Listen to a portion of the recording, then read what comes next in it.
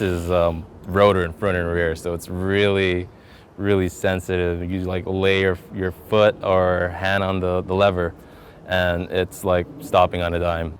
Lower center of gravity, so turning radius and everything is a lot better. It likes to take corners. The clip-ons being more aggressive, it makes you want to lean in and just take all the corners. It's part of the thrill of driving a modified cafe racer. It just begs for the throttle to be pulled.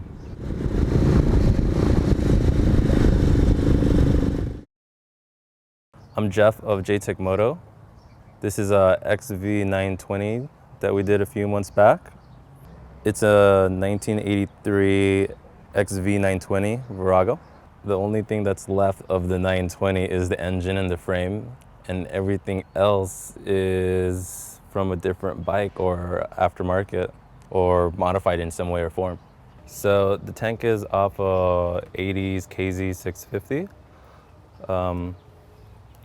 Relatively easy to fit. We changed the gas cap to a R6. The client actually did it himself.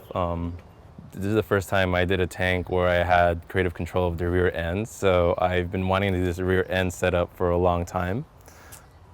I basically wanted to mimic the lines of the front end. It kind of has a rectangular shape to it, the tank, so I wanted to see kind of seamless and match the rear end of the tank. The subframe I made along with the seat and the cowl, so this whole rear end is made by me, designed by me.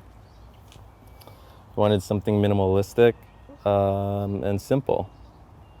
For the most part, the front end is R1, 2008 R1. Say like 95% of it is off of R1.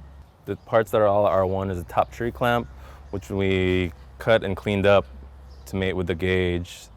We cut the ignition part, kind of shaved it down until we get this nice little bracket that fits the ace wheel gauge. So this top tree is R1. The forks are R1. The clip-ons are Woodcraft, along with the rear sets, which we'll go into later. But yeah, these are Woodcraft clip-ons.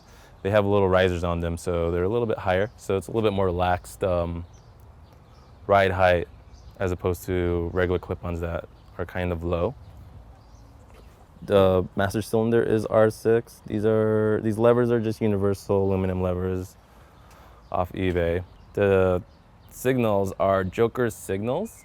They're LED. The headlight is a universal 7-inch projector.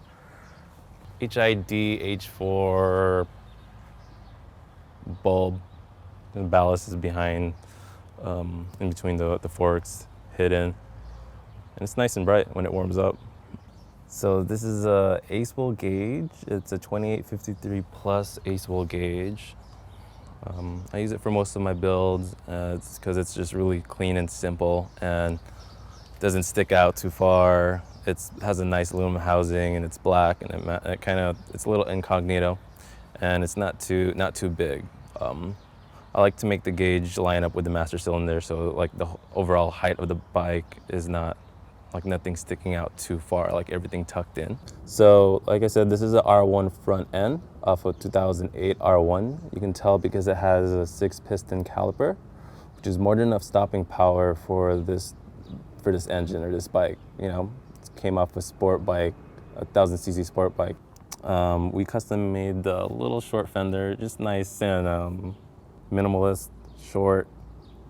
Doesn't really protect it from the rain or anything, but it looks cool. And the tire is Shinkos, both front and rear. We got matching.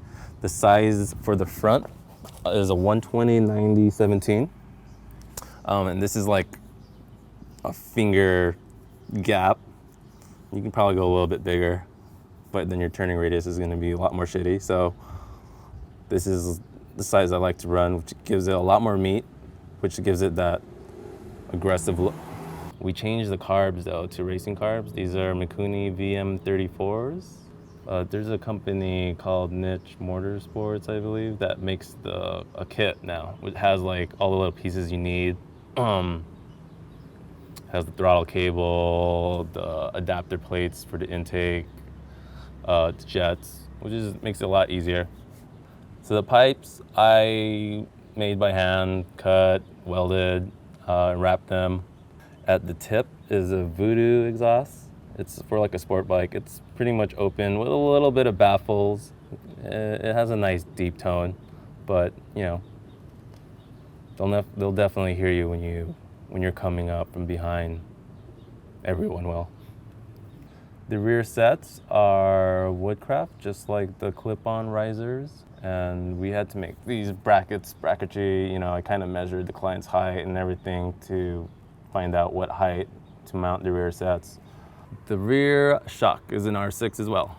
So yeah, we made it fit. We made like the brackets in the front, inside the frame to make it fit, as well as the bottom into this R6 swing arm. This is an R6 swing arm.